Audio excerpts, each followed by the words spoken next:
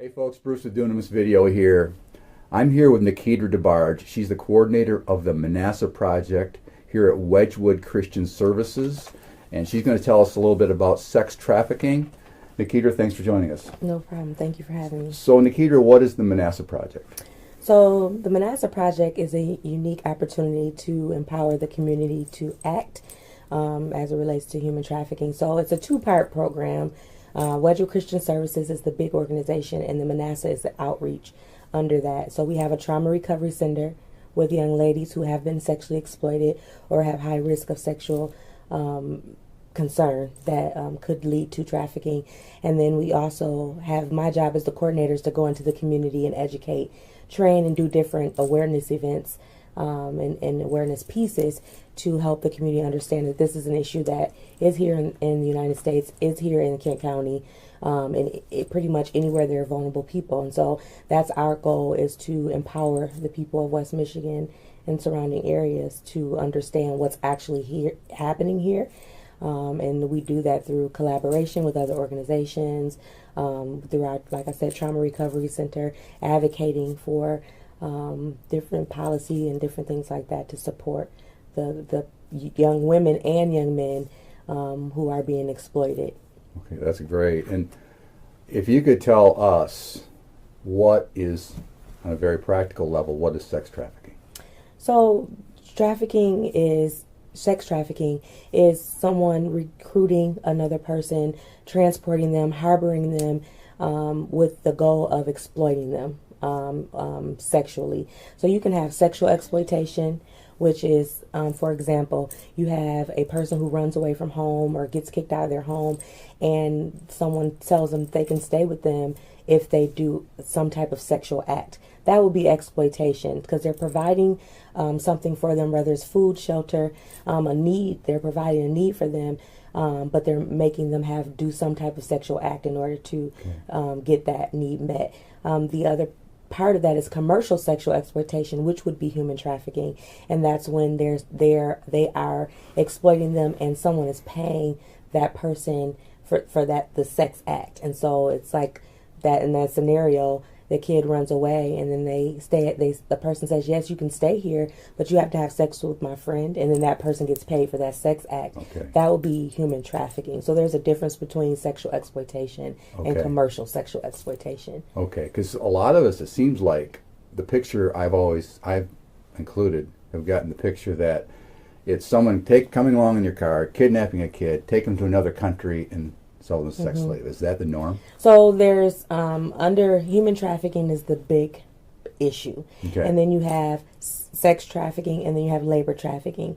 Under sex trafficking, you have guerrilla pimping, which is someone who is forced or snatched or taken into an industry, the sex industry. Now, I'm not saying it doesn't happen here in the United States, but we do typically see that more often in other countries. What we do see here is more of the Romeo pimping. So the grooming, the getting to know the person, creating a bond, making the person feel like they're their girlfriend or boyfriend, buying them nice things. So getting them comfortable with them in order to be able to exploit them later. Okay, so you talked, I think heard you mention grooming.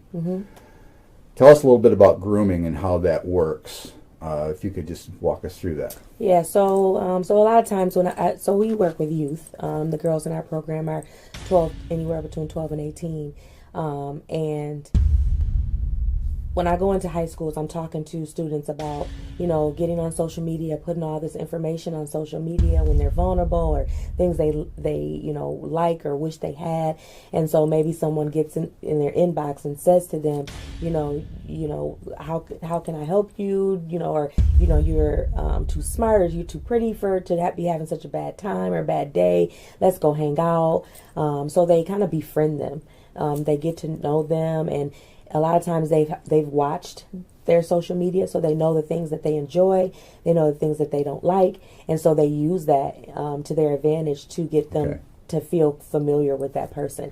And so that's a process where in the beginning, when they're buying them nice things and taking them out, they feel comfortable with that person, especially if they were already in a vulnerable situation. Right. So they begin to feel comfortable with them, and then eventually it turns into, I've done this for you, I need you to do this for me. And because they've already created such a great bond, it's not abnormal that they would try to support them because they felt like you at a hard time you supported me. So it almost sounds like brainwashing. They're bringing these, and some of these kids, are they, a typical profile might be a runaway, or would be someone from a broken home. Is that yeah? There's so many different vulnerabilities. So you can have a runaway and homeless youth is said to be the number one industry or entry into this industry.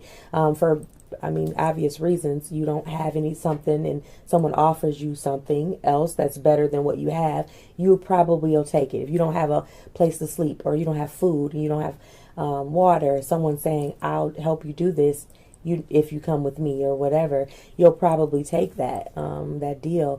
But it could be being in foster care and being moved from home to home. It could be previous sexual abuse, it could be someone who is emotionally impoverished. So they're depressed, or they don't have anyone affirming them and loving on them and helping them to understand their value. And so they're looking outward for that.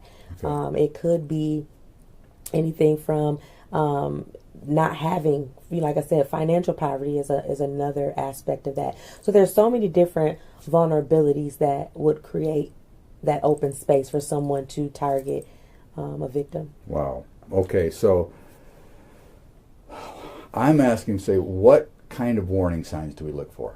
I mean, if I'm out in a mall and I see a man talking to a girl, is there a warning sign? It could be her dad. Mm-hmm. I mean, what do we look for? Well, I always tell people, use your gut.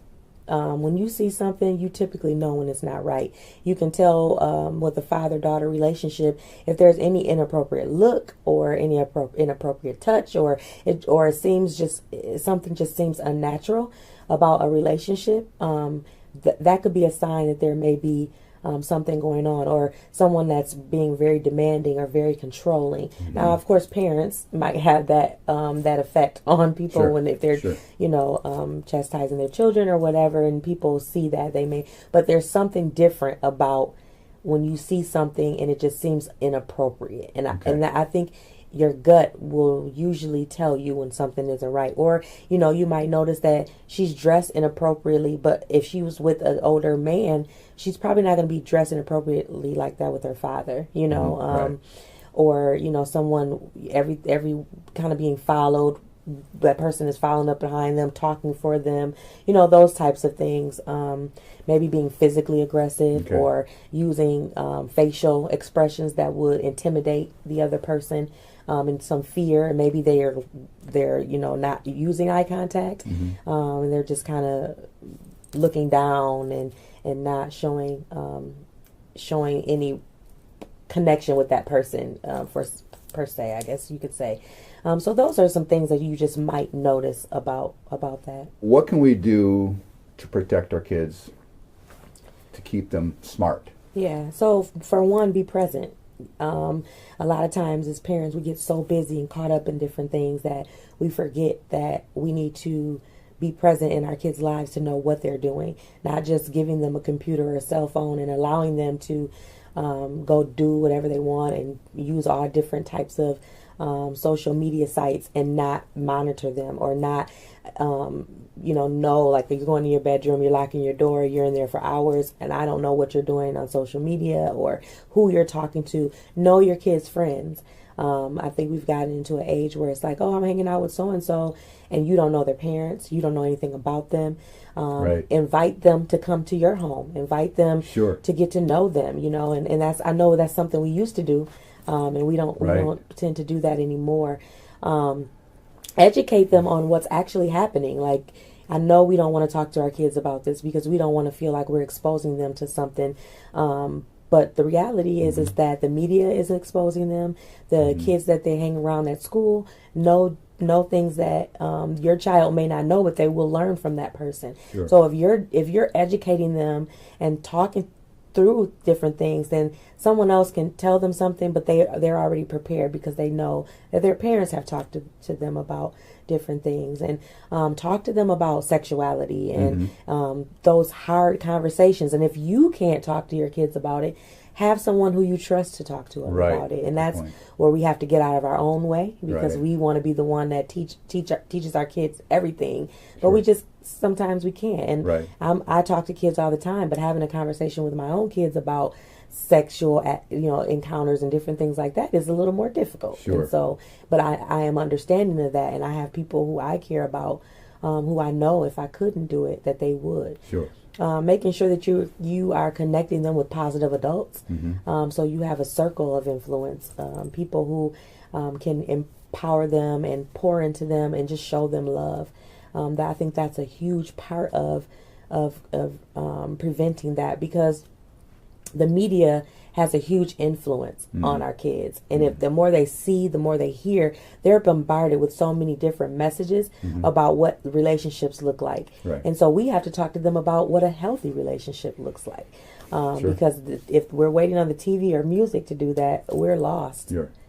So just being present and making sure that you are giving them an opportunity to share about things that they're going through, and spending quality time and affirming them. That's huge. Absolutely. Trafficking is highly relational. So if you can build positive relationships, they're not going to look for that in someone else. That's a good point. That's a very good point. Very well said. And I know that you talked about earlier. You don't want to instill fear in your kid, but you want to make them aware. Yeah, absolutely. That's a very good point. So, I'm looking at this. How someone asked me, how do they get out of this? I mean, you got a kid who's in this, or a parent knows.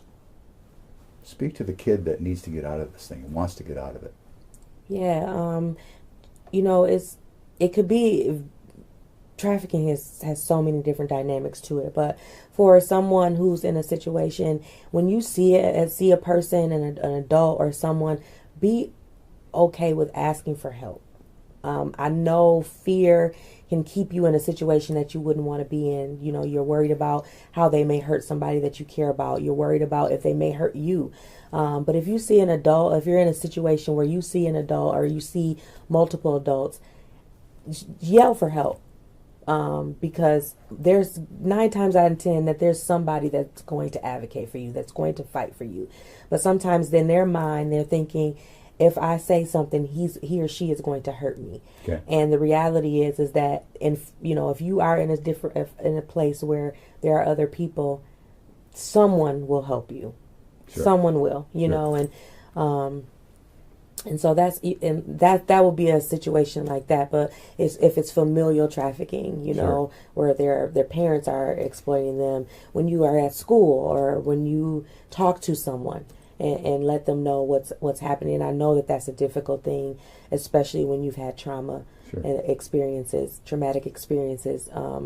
That can be difficult, but try it. I would encourage you to try it. And to wrap this up, if they need to come here, and I think you mentioned at the beginning, they need healing. They've been through it. They need to reach out for help. This is the place to come. Well, and so the Manasseh Project is, willing to support and try to find resources for anyone in that situation. We're specific to youth because we are a child placing agency, and that's what our licensing equips us for. But technically, they would have to be referred into our program through Department of Health and Human Services or the courts, just because of the way our program is set up. But if you contact us because you are wanting some help and you're not needing residential services, but we can find some resources in the community that can help with what your needs are, we're willing to do that. And you'll point them in the right direction. Absolutely. That's great. Well, Nikita, I appreciate you doing the interview with us. What I'm going to do is I'm going to leave a link to your website, and I'll also leave a link to their video, Romeo and Stop This Traffic. Excellent videos. I'll leave those in the post. I'll also leave a link if none of you know how to turn the location devices off on your phones, your Android device or your iOS device. I'll leave an instructional video with that as well. It's pretty simple, but anyway, if none of you know how to do that, we'll leave that in the post. Nikita, thanks so much for the interview. For having me. I'm Bruce with doing this video. You have a blessed day.